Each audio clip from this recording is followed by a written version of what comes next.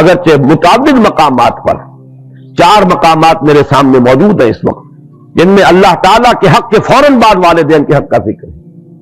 وَقَضَىٰ رَبُّكَ أَلَّا تَعْبُدُوا إِلَّا إِيَّاهُ وَبِالْوَالِدَيْنِ إِحْسَانًا، لیکن 2 مقامات ایسے ہیں کہ جن میں طور پر ماؤں کا ذکر کیا گیا ہے۔ حَمَلَتْهُ أُمُّهُ وَهْنًا عَلَىٰ وَهْنٍ وَفِصَالُهُ فِي عَامَيْنِ أَنِ اشْكُرْ لِي وَلِوَالِدَيْكَ، اور اسی کی وضاحت ہمیں مل گئی حدیث نبوی میں کہ حضور سے ایک صحابی نے پوچھا کہ میرے حسن سلوک کا سب سے بڑھ کر مستحق کون ہے؟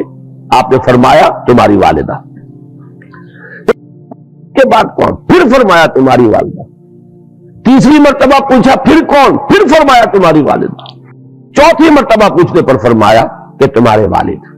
معلوم یہ ہوا کہ 3 گنا حق ہے ماں کا باپ کے مقابلے میں، ادب، احترام اور اس دلجوئی، اس کے اعتبار سے گویا کہ یہ وہ کسر کا جب ہو رہا ہے کہ قانونی اعتبار سے اگر وہاں کوئی کمی تھی تو اس اعتبار سے اس کی تلافی کر دی۔ یہی وجہ ہے کہ آپ دیکھتے ہیں کہ حدیث نبوی میں علیہ صاحب الصلاۃ والسلام باپ کے قدموں تلے جنت کا تذکرہ نہیں ہے۔ الجنت تحت اقدام الامہات، جنت جو ہے وہ ماؤں کے قدموں تلے ہے۔ اس کو بھی آپ اسی کے حوالے سے سمجھ لیں، یہ وہی توازن پیدا کیا جا رہا ہے۔ اسی توازن کی ایک اور شکل ہے کہ بیٹوں کی پرورش پر کسی اجر و ثواب کا کوئی خاص تذکرہ نہیں ہے۔ یہ تو ٹھیک ہے، ایک انسان اپنی اولاد کو یہ سمجھتا ہے کہ اللہ کی عطا ہے، اللہ کی دی ہوئی چیز ہے، اور اس کا جو بھی حق ہے اس کے لیے، پالنے کے لیے، پوسنے کے لیے، اس کی ضروریات پوری کرنے کے لیے، وہ چاہے بیٹا ہو چاہے بیٹی ہو، اس کے لیے وہ بھاگ دوڑ کرتا ہے یہ سمجھ کر کہ یہ اللہ کی طرف سے مجھ پر ذمہ داری عائد کی گئی ہے، تو خواہ وہ بیٹا ہو خواہ بیٹی ہو، دونوں کے اعتبار سے اجر ملے گا انسان کو۔ ویسے یہ کہ طبعی محبت کے تحت تو جانور بھی اپنے اولاد کی پرورش کرتے ہیں اور خبرگیری کچھ کرتے ہیں، انسان میں وہ اللہ تعالیٰ نے بہت ہی زیادہ مادہ رکھ دیا ہے۔ لیکن یہ ہے کہ اس میں اگر انسان یہ سمجھ کر کر رہا ہو کہ یہ در حقیقت اللہ کی عائد شدہ فرض ہے مجھ پر جو میں ادا کر رہا ہوں، یہ اللہ کی امانت ہے میرے پاس۔ یہی وجہ ہے کہ جو اولاد بچپن میں فوت ہو جاتی ہے، اس کی نماز جو آپ پڑھتے ہیں، دعائے جنازہ جو اس میں مانگتے ہیں، اس میں کیا ہے؟ اللہم اجعلہ لنا فرطا واجعلہ لنا اجرا وذخرا واجعلہ لنا شافعا مشفعا۔ پروردگار یہ بچہ تو نے مجھے دیا تھا، تیری امانت تھی، میں نے جو مشقت کی ہے، پالا پوسا، ہم نے جو بھی اس پر مشقت جھیلی ہے، پروردگار تو اس کو ہمارے لیے آخرت میں ذخیرہ بنا دے، اجر کا ذریعہ بنا دے۔ معلوم یہ ہوا کہ چونکہ تیری شے سمجھ کر ہم نے یہ کام کیا۔ اگر کبھی محبت کے تحت ہو تو پھر تو اجر آپ اس کے پر کلیم کر ہی نہیں سکتے۔ تو اس اعتبار سے تو لڑکے اور لڑکی میں کوئی فرق نہیں ہے، لیکن یہ کہ آگے چل کر ساری احادیث کے اندر لڑکیوں کے پالنے پوسنے کے بارے میں ہے، کہیں کہ جس نے 2 بچیوں کو بھی بڑی دلی محبت پالا پوسا، پروان چڑھایا، تعدیب اور تعلیم دی، اور وہ ان کو وہ جوان ہوئی، دونوں اس کے لیے اوٹ بن جائیں گی قیامت کے دن کہ جہنم میں نہیں جانے دیں گی، ستر من النار، اوٹ اور پردہ بن جائیں گی جہنم سے۔ اور بعض روایات میں تو ایک بچی کے بارے میں بھی یہ بات موجود ہے۔ تو معلوم یہ ہوا کہ ایک ہے قانونی نظام، ایک ہے یہ اخلاقی نظام۔ قانونی نظام میں وہ کیوں فرق رکھا گیا، وہ بھی بڑی ہی سیدھی سی بات ہے، منطقی سی بات ہے۔ اگر آدمی ضد پر ڈٹائی پر نہ اتر آئے تو عقل سلیم اسے قبول کرے گی، اور وہ یہ ہے کہ کسی بھی ادارے کے 2 سربراہ بالکل مساوی اختیارات والے نہیں ہو سکتے۔ اگر ہوں گے تو وہ ادارہ جو ہے اس میں فساد پیدا ہو جائے گا، بد انتظامی ہوگی، ہنگامہ ہوگا، نظم قائم رہ نہیں سکتا کہ 2 سربراہ ہو گئے۔ تو اسی لیے آپ مینیجنگ ڈائریکٹر کسی لمیٹڈ کمپنی میں ایک ہی پائیں گے، ڈائریکٹر 50 بنا لیجیے آپ۔ اسی طریقے سے محکمے ہیں تو ان میں ڈائریکٹر اوپر ایک ہوگا، deputy director, assistant director, joint director, جتنے چاہے بنا لیں۔ لیکن یہ پر جا کر اگر ایک سربراہ ہے، ایک کی مرضی، ایک کی ثوابدید، ایک کی جو بھی ترجیحات ہیں، اگر وہ بروئے کار نہیں آتی تو نتیجہ یہ نکلے گا کہ فساد نما ہو جائے گا، نظم قائم نہیں رہ سکتا۔ بلکہ اس دلیل کو اللہ تعالیٰ نے توحید کے لیے، اپنی توحید کے لیے اس دلیل کو استعمال فرمایا ہے کہ اگر اس کائنات میں ایک سے زیادہ خدا ہوتے لفسدتا، تو ان دونوں میں فساد پیدا ہو جاتا، ہنگامہ ہوتا، یہ نظم قائم ہی نہ رہتا. اس لیے کہ ایک کی مرضی کچھ اور ہے، دوسری کی مرضی کچھ اور ہے، ایک کی رائے کچھ اور ہے، دوسری کی رائے کچھ اور ہے.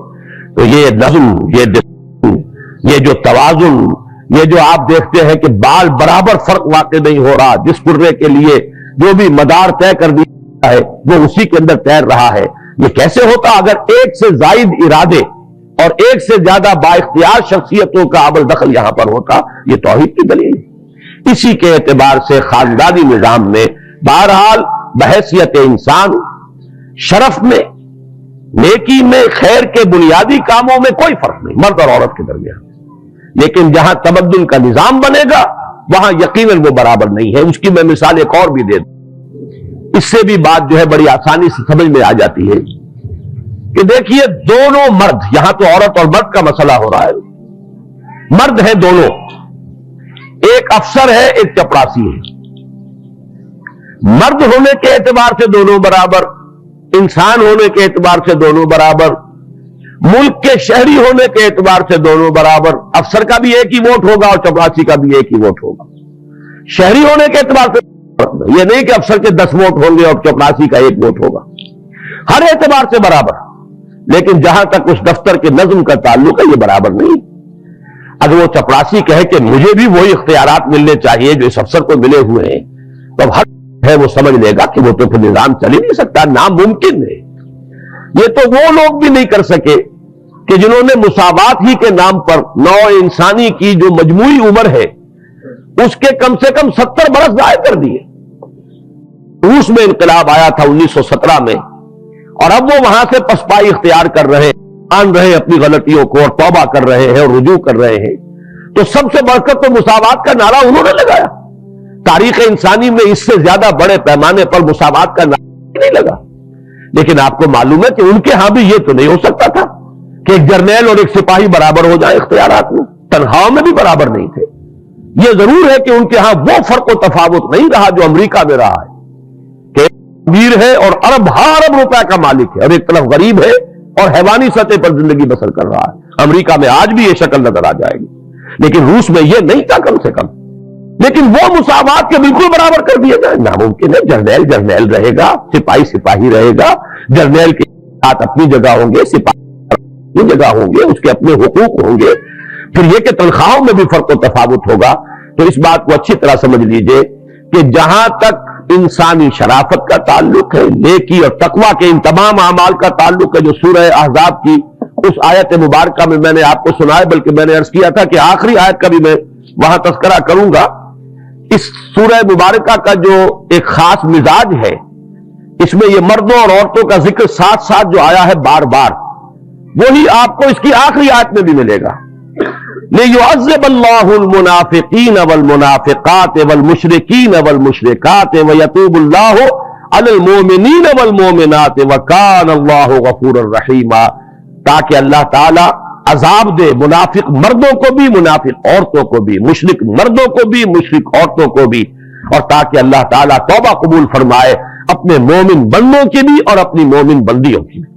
تو معلوم یہ ہوا کہ یہ جو دو صورتیں ہیں یہ نوٹ کر لیجئے، سورہ نور اور سورہ احزاب، یہ معاشرتی نظام سے متعلق قرآن مجید میں جامع ترین صورتیں یہی، انہی میں احکام ستر اور حجاب کے، اس اعتبار سے ان کا ایک خصوصی مقام ہے. اور یہی وجہ ہے کہ آپ یہاں دیکھ رہے ہیں کہ اس طریقے سے تکرار کے ساتھ 10 اوصاف پہلے بیان کیے گئے اور اختتام پر بھی علیحدہ علیحدہ، مومنین، مومنات، منافقین، منافقات، مشرکین، مشرکات.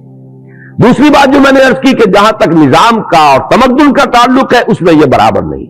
ہمیں یہ بات کھل کر کہنی ہے، ہمیں کوئی اس میں حجاب نہیں ہونا چاہیے، اس لیے کہ یہ ہمارے دین کی تعلیمات ہے. ہمیں ان سے جو بھی بات سامنے آتی ہے اسے قبول کرنا چاہیے اور دھڑلے کے ساتھ اس کا اعلان کرنا چاہیے، چاہے دنیا ہمیں دقیانوسی کہے. اس اعتبار سے ضرورت ہے کہ ایک اعتماد پیدا ہو ہمارا اس کتاب پر اور محمد الرسول اللہ صلی اللہ علیہ وسلم پر. مجھے ایک واقعہ یاد آیا کہ بعض صحابہ نے حضور کے سامنے ایک مسئلہ رکھا کہ یہ یہودی جو ہے ہمیں چھیڑتے ہیں، چڑھاتے ہیں کہ تمہارے نبی تمہیں بڑی چھوٹی چھوٹی باتوں کی تعلیم دیتے. حضور صلی اللہ علیہ وسلم نے فرمایا تم ان سے کہو کہ ہاں وہ ہمیں کرنا بھی سکھاتے ہیں، اس لیے کہ یہ بھی انسانی زندگی کا ایک حصہ ہے. طہارت نہ ہو تو پوری زندگی کے اندر ایک خباثت پیدا ہو جائے گی. لہٰذا تو ہمیں طہارت کے اصول بھی بتاتے ہیں, استنجا کرنا بھی سکھاتے ہیں. تو یہ اعتماد ہونا چاہیے کہ بجائے اس کے کہ لوگ جو ہے وہ آپ کے اوپر حاوی ہو جائیں کچھ نعرے لگا کر, آپ کو چاہیے کہ جو اپنی بات ہے, جو کتاب و سنت کی تعلیمات ہے, اس پر دھڑلے کے ساتھ پورے اعتماد کے ساتھ قائم رہے اور پوری جرأت کے ساتھ اس کا اعلان کرے. اب میں آتا ہوں تیسری بات کی طرف.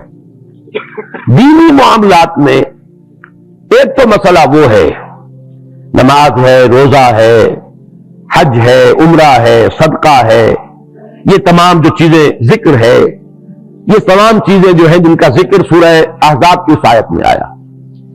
ایک اس سے اوپر کا مرحلہ ہے دین کی تبلیغ, دین کی دعوت, اور دعوت اور تبلیغ سے بھی اونچا ایک مرحلہ ہے دین کی اقامت, دین کو غالب کرنا, دین کو قائم کرنا, دین کے نظام کا بول بالا کرنا. اس میں عورتوں کا کتنا حصہ ہے؟ آیا اس میں بھی وہ برابر کی شریک ہوگی؟ آیا اس میں بھی ان کا معاملہ وہی ہے کہ جو مردوں کا ہے, یا یہ کہ اس میں فرق و تفاوت رہے؟ اس کو میں چاہتا ہوں, کیونکہ مجھ سے کہا گیا تھا کہ بعض خواتین اس مسئلے میں خاصی پریشان ہیں, اس لیے کہ ضرورت تو واقعتاً محسوس ہوتی ہے کہ مغربی ذہن رکھنے والی اور مغربی تہذیب کی دلدادہ خواتین تو سڑکوں پر بھی آتی ہیں, نعرے لگاتی ہیں, جلوس نکالتی ہیں اسلام کے خلاف, قرآن مجید کے صریح احکام کے خلاف. اب اگر ان کا مقابلہ مسلمان عورت تو معلوم یہ ہوتا ہے کہ بازی ہار جائیں گے, ہم اس میدان میں آنا پڑے گا. ایک ضرورت کا احساس ہے, لیکن یہ کہ اس کے ساتھ ہی اسلام کی جو تعلیمات بنیادی سطر ہے, حجاب ہے, گھروں میں رکے رہنا ہے, وقرن فی بیوتکن, پھر اسلام نے عورت پر جو اصل ذمہ داری ڈالی ہے اولاد کی پرورش ہے, اس کی تربیت ہے, شوہر کی خدمت ہے, شوہر کے لیے گھریلو ماحول کو بہت پرسکون بنانا ہے تاکہ اسے سکون حاصل ہو. لتسکنوا الیہا, یہ بھی قرآن مجید کے الفاظ ہیں, یہ اس کی ہے کہ جو پرائمری رسپانسبلٹیز ہیں, بنیادی ذمہ داریاں ہیں. اب ان دونوں کے اندر یقیناً ایک تصادم آ جاتا ہے کہ یہ متضاد ہے, یہ دو تقاضے, ان کو کس حد تک پورا کیا جائے. اس میں جہاں تک میرا مطالعہ ہے, نوٹ کر لیجئے, جب تک سطر اور حجاب کے احکام نازل نہیں ہوئے تھے, یہ تو آپ کو معلوم ہے شریعت پوری ایک دم تو نہیں آئی تھی, بلکہ یہ کہ رفتہ رفتہ تدریجاً, اور شریعت کے احکام اکثر و بیشتر آئے ہیں ہجرت کے بعد. اس سے پہلے نہ پردے کے احکام تھے, نہ سطر کے احکام تھے, نہ اور کوئی دوسری شریعت کے اندر جو چیزیں حرام کی گئی. ابھی شراب بھی حرام نہیں تھی, جوا بھی حرام نہیں تھا, سود بھی حرام, کوئی شے حرام نہیں تھی. ابھی تو بنیادی بات توحید, رسالت پر ایمان, آخرت پر ایمان, اخلاق حسنہ, تزکیہ نفس, سارا زور اس پر فرض ہو رہا تھا. اس وقت تک تو ہمیں یہ نظر آتا ہے کہ صحابیات بھی بالکل دوش بدوش تھیں, شانہ بشانہ تھیں. ہر میدان میں انہوں نے وہ تمام مقامات بلند حاصل کیے ہیں کہ جو صحابہ نے, مردوں نے حاصل کیے. یہی وجہ ہے کہ سورہ عمران کی اس آیت میں, جس کا میں نے ابھی حوالہ دیا تھا, انی لا اضیع عمل عامل منکم من ذکر او انثى بعضکم من بعض فالذین هاجروا واخرجوا من دیارهم واوذوا فی سبیلی وقاتلوا وقتلوا لأکفرن عنهم سیئاتهم ولأدخلنهم جنات تجری من تحتها الانہار. تو جن لوگوں نے اللہ کی راہ میں ہجرت کی, جنہیں اللہ کی راہ میں ایذائیں پہنچائی گئیں, جنہوں نے اپنے گھروں کو چھوڑ دیا, اپنے گھر نکالے گئے, جنہوں نے اللہ کی راہ میں قتال کیا. اب یہ جو سارے معاملات ہیں, اس میں تو قاتلوا وقتلوا, اور قتل ہوئے, تو معلوم یہ ہوا کہ ان تمام چیزوں میں ہمیں نظر آتا ہے کہ خواتین بھی شریک ہیں. جیسے مالی انفاق میں جو خصوصی مقام حضرت ابوبکر صدیق کا ہے رضی اللہ تعالیٰ عنہ, مال خرچ کرنا دین کے لیے, میں سمجھتا ہوں کہ اتنا ہی مقام حضرت خدیجہ الکبریٰ کا بھی ہے رضی اللہ تعالی عنہ. کوئی فرق و تفاوت آپ کو نہیں ملے گا. اسی طریقے سے حضور کی دلجوئی میں, حضور کی نصرت میں جیسے تمام صحابہ جو ہے وہ ساتھ ہیں, اسی طریقے سے جو خواتین آپ کے ساتھ ایمان لائی ہے وہ بھی اس میں شریک ہیں. چنانچہ پہلی شہادت ایک انسانی جوڑے کی ہوئی ہے, ایک مرد اور ایک بیوی اس کی. حضرت یاسر رضی اللہ تعالی عنہ, حضرت سمیہ رضی اللہ تعالی عنہ, دونوں میاں بیوی اللہ کی راہ میں شہید ہوئے. सब्र और मुसाबरत का पूरा सबूत दिया, डट गए, न उस मर्द ने गर्दन झुकाई और कलमा कुफ्र जबान से निकालने पर आमादा हुए हजरत यासिर, न वो खातून जो है उन्होंने कमजोरी दिखाई, वही अजीमत वो उन्होंने भी उससे दिखाई। इसी तरीके से हिजरत, अगर हजरत उस्मान हिजरत करके तशरीफ ले जा रहे हैं हबशा रजी अल्लाह तआला अन्हा, तो आपको मालूम है कि हजरत रुकैया रजी अल्लाह तआला अन्हा हुजूर की साहिबजादी, वो भी साथ हिजरत कर रही।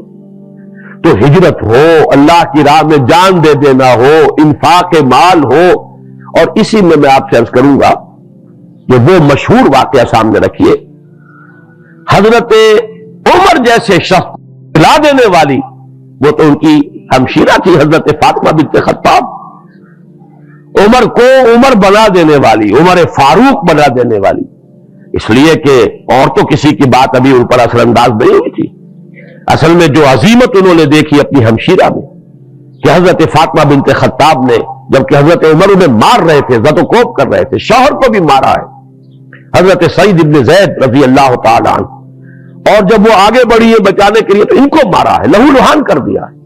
लेकिन जब हजरत फातिमा बिन्त खत्ताब ज़ौजाए सईद इब्न ज़ैद रज़ी अल्लाह तआला अन्हुमा, जब उनके ज़बान से ये अल्फाज क्या उमर चाहे तुम हमें हलाक कर दो, लेकिन हम अब इस दीन को छोड़ने वाले नहीं, फिक्र कर रहे गए हजरत उमर।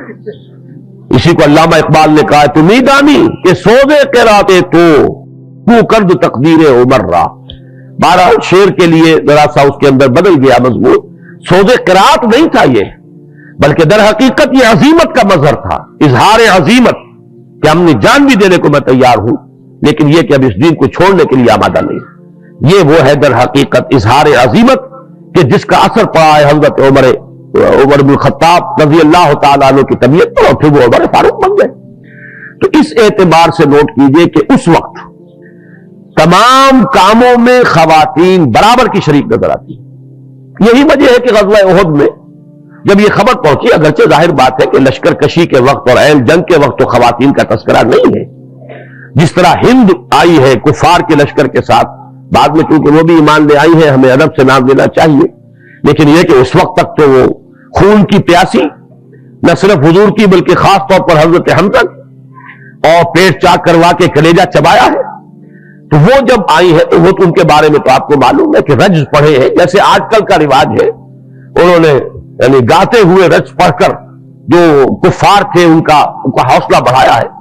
उस तरह का कोई मसला तो माअज़ल्लाह किसी मुसलमान खातून का उस वक्त भी नहीं है, लेकिन यह जरूर मिल जाता है कि जब वक्ती तौर पर शिकस्त हो गई है और उस वक्त जो है बड़ा हंगामी सूरत पैदा हुई है, तो फिर खवातीन दौड़ी हैं, आई, उन्होंने मरहम पट्टी भी की है और जख्मियों को पानी भी पिलाया है, लेकिन उस वक्त तक पर्दे के अहकाम नहीं आए थे। सूरह नूर भी बिल्कुल बिल इत्तेफाक उसके बाद नाजिल हुई है और सूरह अहज़ाब भी बिल्कुल बिल इत्तेफाक उसके बाद नाजिल हुई। इस एतबार से उस पर आप कयास न कीजिए। इस्लाम ने जब अपना पूरा निजाम बना दिया है, जब पूरा एक उसकी शरीयत का ढांचा मुकम्मल हो गया है, तब यह कि तकसीम कार बड़ी ही तकमीली शक्ल के अंदर कर दी गई। औरत की असल जिम्मेदारी उसका घर है, वो अपने महरमों पर तबलीग करे।